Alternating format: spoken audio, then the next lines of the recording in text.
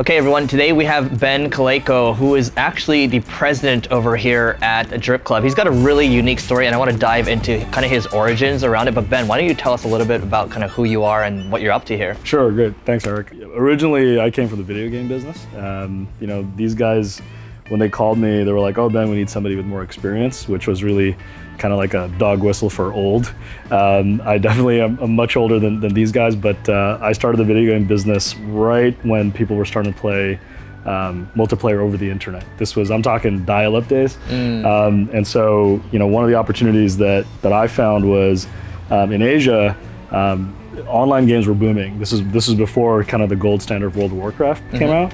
And I was able to find games that ran on dial-up, and I entered all these emerging markets which didn't have broadband. So I went into the Philippines, to India, to Brazil, and I started with a little game called Ragnarok, which surprised pretty much everybody because, you know, it's like deceivingly cute, but it was very, very deep. And this is an MMO. This is an MMO, and this was in like 2002, and I think that was before Facebook and social networks really ruled the world. And in fact, for us, MMORPGs was our social network. And I think that's why it was so powerful, and that's what helped us grow. I did that for about 15 years, publishing other games towards the end. And we were fortunate enough to become part of this portfolio, which, you know, has some of the most played online video games in the world. This is like the World of Warcraft, this is EverQuest. These are all where you combine with hundreds or thousands of people to get together to kill big dragons and get a lot of loot, right? So, I mean, how did you even get into this in the first place? How do you, I think your model's unique, where you didn't create the game, you went to find the games, right? Correct. What were you doing exactly there to kind of put everything together? Yeah, so it's interesting. So in contrast to what we do now, so I was on the other side where we were the publishers, right? So we would be the ones that selected the content. And, you know, back then the world was much, I guess, larger, where, you know, not many people could just hop on a plane or wanted to hop on a plane and go to these very exotic places to find games. And so that's what we did, right? So we went to Korea. Nobody ever heard of Ragnarok. Nobody heard of these other Chinese games or these Eastern European games. And we said, hey, these are good enough. We decided to localize them, not just in local language, but to fit local culture in the different countries that we operated in. And that was the opportunity that we seized really, really way in advance. So how did you even come up with this idea in the first place? This is not something they teach you in NYU or college. Or... Right. It was interesting. I mean, I think it's one of those things where right after 9/11, actually in New York, I was there, you know, kind of a lot of people kind of reflected on what am I going to do with myself, or what am I supposed to do in this life? And so I called up my father and I said, hey, you know, maybe can you help me try to go to grad school so I can get my MBA? And my father said, I'm not going to pay for your tuition. It's a waste of money. He's like, come back to the Philippines and help me just build businesses, and that's better than any MBA. So I went down there. His first question was, I heard you can make money off of video games. How do you do it? And at that time, everyone was just playing Counter-Strike, right? Totally pirated. Nobody makes money off of CDs or consoles.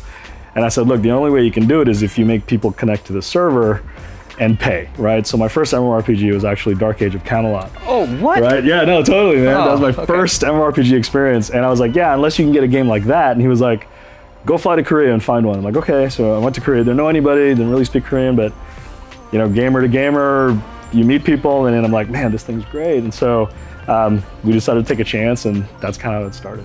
Got it. So how do your negotiations? I mean, so for those of you that don't know, Tencent is actually one of the biggest companies in China right now. They are like that network.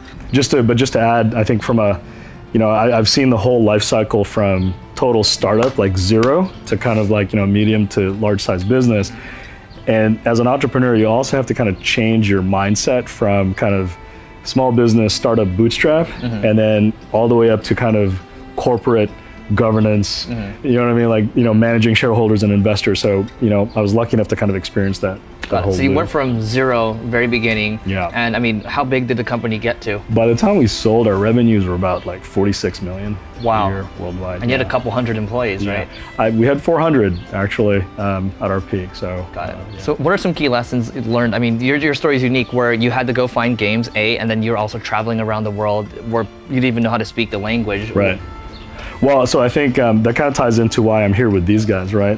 When I was speaking to Mike, I feel like they're taking the same trajectory that the video game business kind of took, where there's always that golden age boom time where no matter what you do, everything works, right? And everything's just coming in.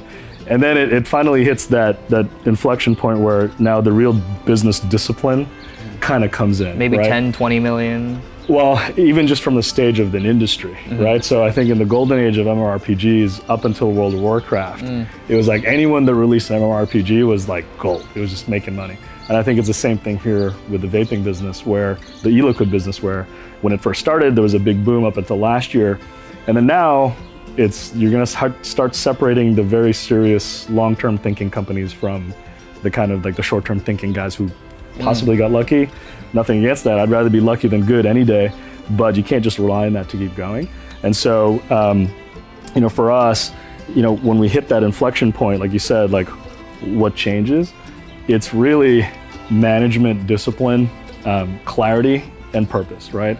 And that's one of the things that I'm trying to bring here as well, which is kind of going back to that founder's mentality of you have to be out there yourself, like, you know, hitting the pavement, talking to your end customer face to face, no matter how big you get. And it's easy to kind of get lost and get stuck in this bubble and kind of just enjoy the success that kind of comes in. So. Got it, cool. So those people that are trying to get better at the founder's mentality, Andrew actually talked about the book, The Founder's Mentality. Yeah. How else can people get better? It's funny, in my own experience, right, everybody says, well, just you have to work hard, right? You have to do what it takes, you have to sacrifice. I feel like that's just a requirement, right? So the other stuff that comes in really is being able to have the clarity in your business to kind of understand which way you have to go. And we face those same challenges today. In fact, we stayed up all last night just kind of debating like, okay, which way we're gonna go, like moving forward and going into next year. But I think that's really the crux of it, right? It's easy to get lost in the day-to-day of the stuff. I mean, I will say this, I think we have a great partnership in that these guys are the ones that kind of have the vision to kind of be like, oh, it'd be great if we did this. Yeah, man, we'll do this. And then so it's kind of my job to be like, all right, how do we make it actually happen, right? Because I've seen it. You know, like I didn't wake up one day and said, we're gonna have 400 employees and be in 5 different countries, right? You just have to go through it and kind of do the same thing. So for here, I'm trying not to make the same mistakes as much as possible that I have before. But yeah, I think it's great to, you know, you have the vision, go chase it, but then you also have to be cognizant about what it actually takes to get there and how deliberate are you gonna be to take it all the way, right? Makes sense. Yeah. Have you heard of the book Rocket Fuel before? No, I have not. Okay. Just a key takeaway for everyone. Everything that Ben's talking about right here is in this book called Rocket Fuel. It's the concept of having a visionary and an integrator. It's written by the guy, Gino Wickman, who also wrote the book Traction. Check it out. It's basically everything he's talking about right here. And I think for those of you that are trying to figure out if you're an integrator or a visionary, you can go there, take the test. It'll show you exactly where you fall on the spectrum. It's interesting you break that up because I actually had this conversation with Quan from EOLA. He was actually telling me he just brought in an integrator into his business. So helpful. So yeah, it's amazing. That's a great insight. Cool. Great insight. Yeah. Final question I have for you. Sure. I mean, you know, us, I'm sure for you too, I mean, I'm referring to like Andrew, Hong, Jonathan. Yeah. Having Asian parents, they don't like us playing games all the time. Games don't help. For my theory is that games help so much when it comes to building, you know, a business or helping the world. Sure. What's your thoughts around how gaming has helped you? So I have kids now too, right? So I have an 8-year-old and a 5-year-old. My son is absolutely addicted to games and just screens. Okay. I know I can't help it. It's just like a generational thing, and it's the same thing with me and my dad. You know what I mean? Like being like, you know, that's a waste of time. I do see though, definitely, my son, he's got a lot more dexterity when it comes to timing and like, you know what I mean? Like he now figures out things. He's like, oh, if I do this, I do this, and then he applies that to real life too. Like so now, it's kind of a nice kind of supplement to the stuff that he's learning anyway. The one thing that, you know, more than just academics and all this stuff with all this pressure with, you know, these tiger moms and dragon dads or whatever, is that I just want my son to be passionate about something, like really care and see something, like I said, all the way through to the end, right? And I think the games is a nice little supplement to that because he'll keep going. And I remember every time he stops at a level that he can't get past, he plays red ball. And he's just like, oh gosh, you know, and he stops. And I actually tell him, pick it up, finish the level, right? Finish what you started, right? And he's like, I can't, it's too hard. And I'm like, do it. And I'm like, here, move it to the left. So, and it's funny how I'm forcing him to play video games, but to me, it's more about finishing what you started, right? And I think he's picking that discipline up, and that's good. Yeah. Great, that's powerful. Ben, thanks so much. Thank you, Eric. Thanks, man. Hey, so I hope you enjoyed that video with my buddies. Let us know again what you think about these and if you plan, well, if you think we should be doing more of these videos. So the next video is with another really interesting business, so don't forget to go ahead and go to the next video and check it out.